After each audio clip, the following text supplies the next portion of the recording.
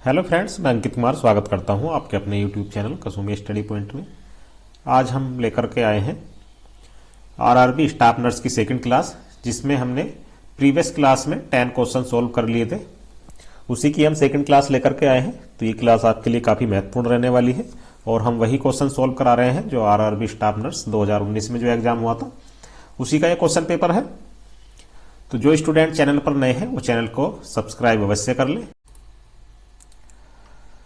चलिए ज़्यादा समय न बर्बाद करते हुए शुरू करते हैं आज की क्लास। आज की क्लास का पहला प्रश्न है, which part of the breast is the Montgomery glands situated.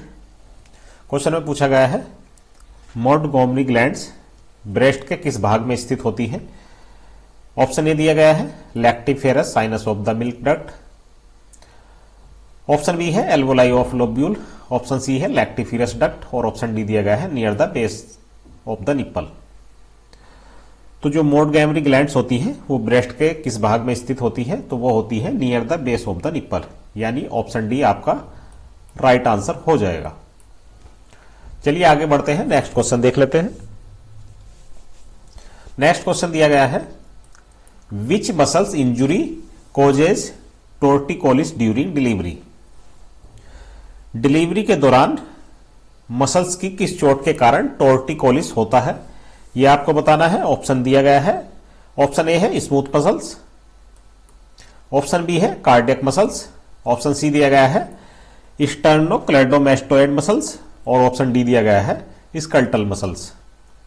तो जो लेबर के दौरान या फिर डिलीवरी के दौरान मांसपेशियों की जो इंजुरी होती है, जो टोर्टिकोलिस होता है, वो होता है स्टर्नोक्लेडोमास्टोइड मसल्स में, यानी आपका ऑप्शन सी यहां पर राइट आंसर हो जाएगा।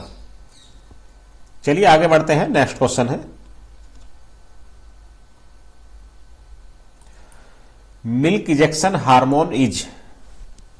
जो मिल्क इजेक्शन हार्मोन होता है वो आपको बताना है और ये क्वेश्चन कई एग्जाम में रिपीट हो चुका है, तो ये आपको बिल्कुल पता होना चाहिए।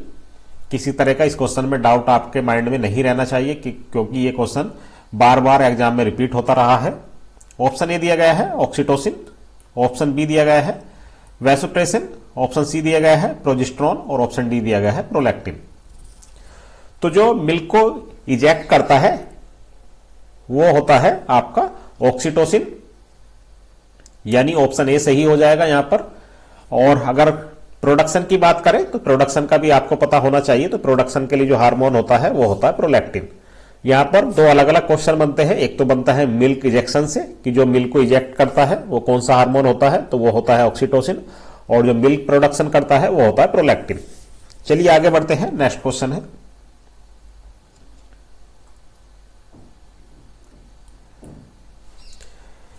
एंट्रोटॉक्सिन फूड पॉइजनिंग का मुख्य कारण क्या है। इस क्वेश्चन में पूछा गया है एंट्रोटॉक्सिन food poisoning is mainly caused by. Option A दिया गया है स्ट्रेप्टोकोकाई, ऑप्शन बी दिया गया है सल्मोनीला, ऑप्शन सी दिया गया है स्टेप्लोकोकस और ऑप्शन डी दिया गया है स्यूडोमोनास। तो जो फूड एंट्रोटॉक्सिन होती है उसके लिए जो फूड पॉइजनिंग का मुख्य कारण बनता है या फिर मुख्य कारण होता है वो होता है स्टेप्लोकोकस, यानी आपका राइट आंसर ऑप्शन सी होगा। आगे बढ़ते हैं, नेक्स्ट क्वेश्चन है, which are the main function of the hypoglossal nerve. यहां पर पूछा गया है जो हाइपोग्लोसल नर्व होती है उसका मेन फंक्शन कौन सा होता है, यह आपको बताना है। ऑप्शन ए दिया गया है swallowing and speech, option B hearing and smell, option C दिया गया है विजन एंड सेंसेशन और ऑप्शन डी दिया गया है सेंसेशन एंड हियरिंग।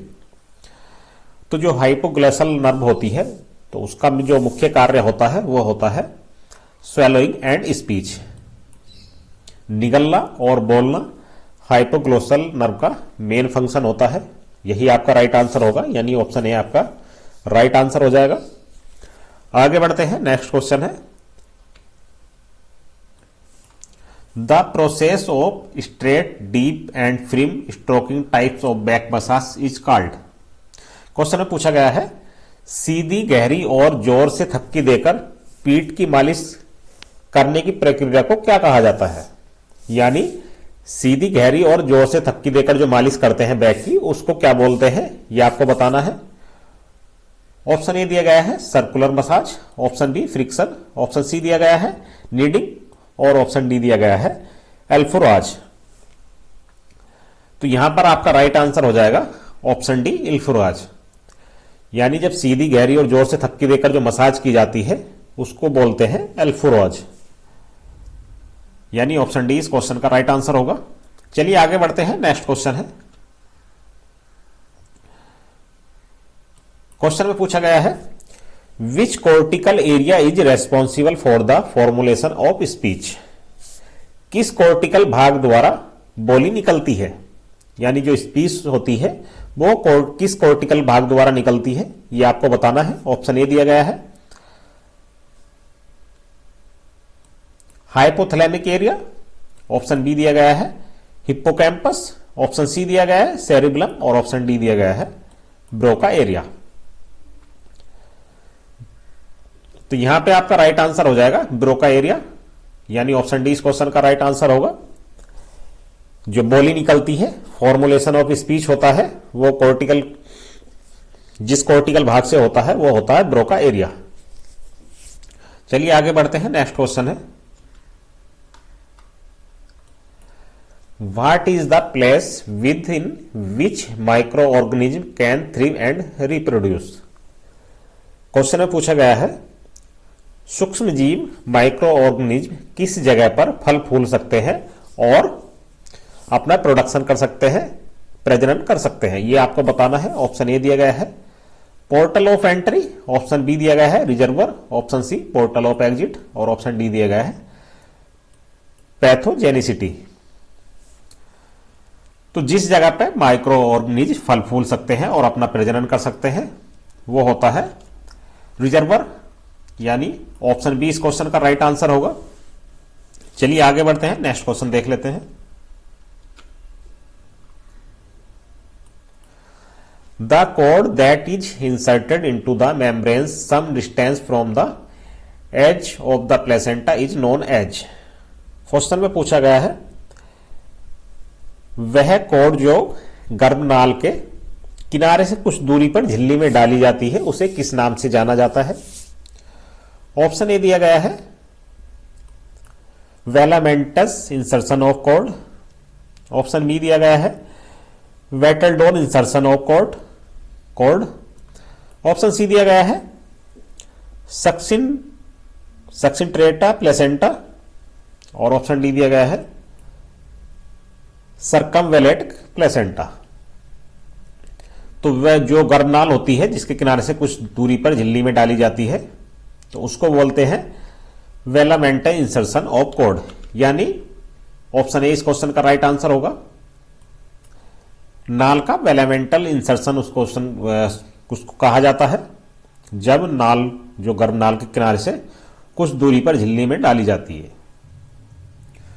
चलिए आगे बढ़ते हैं। नेक्स्ट क्वेश्चन है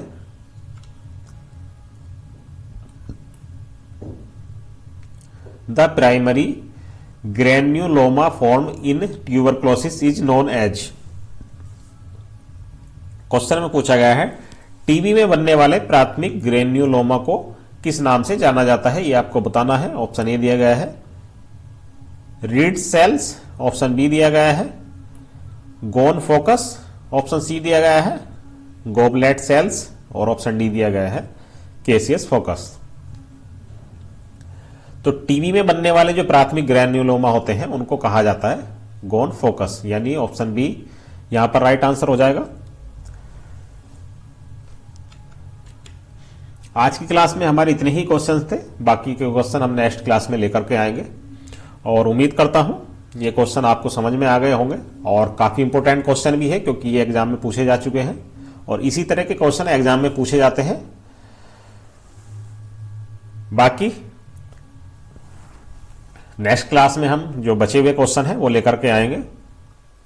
आज की क्लास को हम यही समाप्त करते हैं और जो स्टूडेंट चैनल पर नए हैं वो चैनल को सब्सक्राइब अवश्य कर लें और वीडियो को लाइक करना ना भूलें और अपने दोस्तों के साथ शेयर भी करते रहें।